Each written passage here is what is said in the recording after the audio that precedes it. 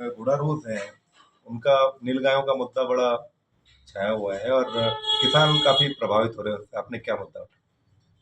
देखिए, मैंने विधानसभा के अंदर घोड़ा रोज, जिसको रोजड़े भी बोलते हैं, उसको लेकर एक तारांकित प्रश्न किया था।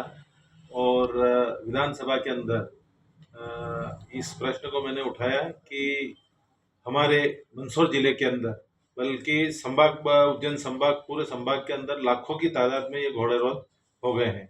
और आए दिन 30, 40, 50, 60 के झुंड में ये घूमते हैं और किसानों की फसल पूरी नष्ट कर देते हैं। और अचानक ये दौड़ के रोड पे भी आ जाते हैं, जिसके कारण कई सड़क दुर्घटनाएं हो रही और कई लोग अपनी जान तक गंवा बैठे हैं।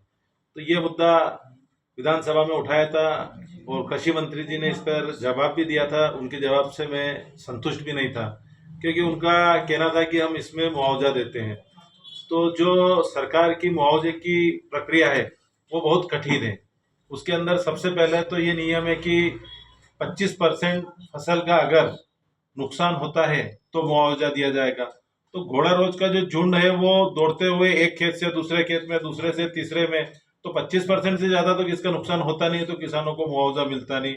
उसके बाद मैंने जब विधानसभा में प्रश्न लगाया तो सरकारी विभाग द्वारा मुझे ये जानकारी दी गई कि 2014 से 2023 के अंदर केवल एक किसान को 9,000 रुपए का मुआवजा मिला। तो मुआवजा भी इस समस्या के लिए मुआवजा मिलना कोई वो एक उससे किसान संतुष्ट भी नहीं है।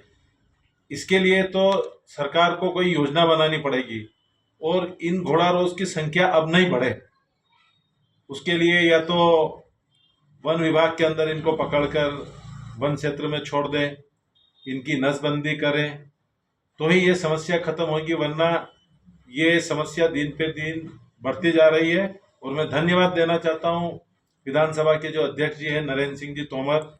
मेरे प्रश्न पर तत्काल उन्होंने अपनी भी प्रतिक्रिया दी और उन्होंने खुद ने माना कि ये समस्या है, अगर समय पर खत्म नहीं हुई तो ये समस्या बढ़ सकती है। और उन्होंने विधानसभा के आसंदी से ही सरकार को निर्देश दिए, वहां पर डिप्टी सीएम साहब भी थे, उनको भी निर्देश दिए कि सरकार कोई न कोई ठोस कारगर योजना इस पे बनाए।